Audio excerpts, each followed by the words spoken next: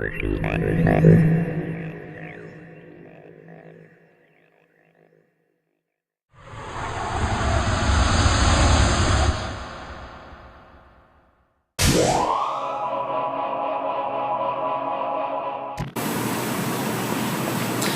I heard this quote by Ralph Waldo Emerson last Thursday in English class, and I didn't quite understand what it meant. Well, I was able to make the class on Thursday. So what's the quote? Maybe I can help you out.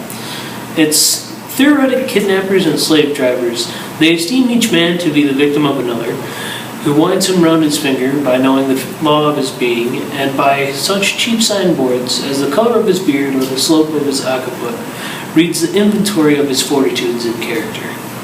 Well, that sentence can look very confusing, but let's try and work it out, the true meaning of what Emerson is trying to say. Let's start with theoretical kidnappers and slave drivers. These esteem each man the victim of another, who winds him round his finger by knowing the law of his being. That part was the most confusing for me. I understand that he's saying everyone is a victim of others, and this allows them to be judged on how they look and the way they are raised, but I have no idea what he means by theoretic kidnappers and slave drivers. I think it means something like those people who believe that others are victims of one another think that they are above everyone else. They think that while others can be judged on things like how they look or are raised, they believe that because they can use these things to control others, that they themselves are unable to be judged on these traits. That's a very good point. Do you also believe it could mean that these theoretic kidnappers and slave drivers are so thirsty for power that they think the traits to be judged upon are either irrelevant or non-existent? I can see where you're coming from, but this is not about power per se.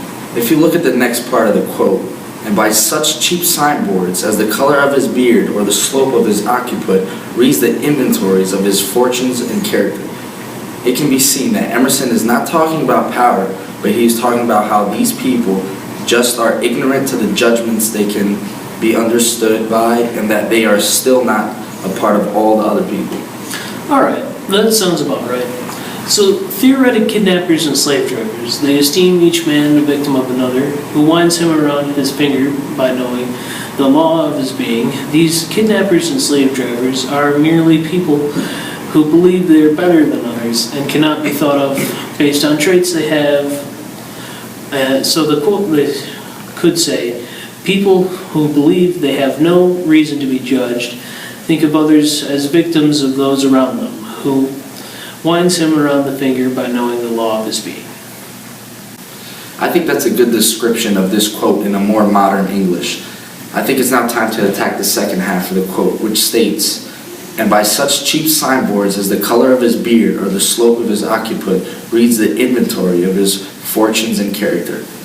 This sentence is very interesting to me because it can be looked at in a few ways. First, I believe we should define something in this sentence. He refers to the slope of his occiput. This is based on the belief of phrenology, which is a science in Emerson's time that said that people could be judged on the slope of their skull. That's interesting. I didn't know that. That seems like that would be outdated these days. Do you think I could replace that with something more related to our time? Yeah, sure. I don't see why not. Okay, so if the quote was written now, it could say something like, and by such cheap signboards as the color of his beard or the neighborhood he grew up in, reads the inventory of his fortitudes and character.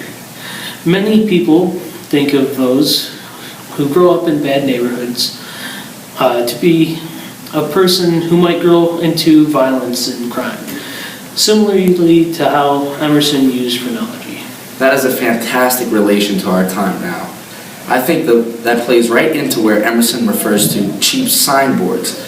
I believe he is saying that these traits of people, while they can be judged, are not a good understanding of how people actually are, and that is why they are cheap. For example, if we look at the neighborhoods people grow up in, many kids who grow up in a bad neighborhood can just as easily grow up to be the next genius or end up in prison.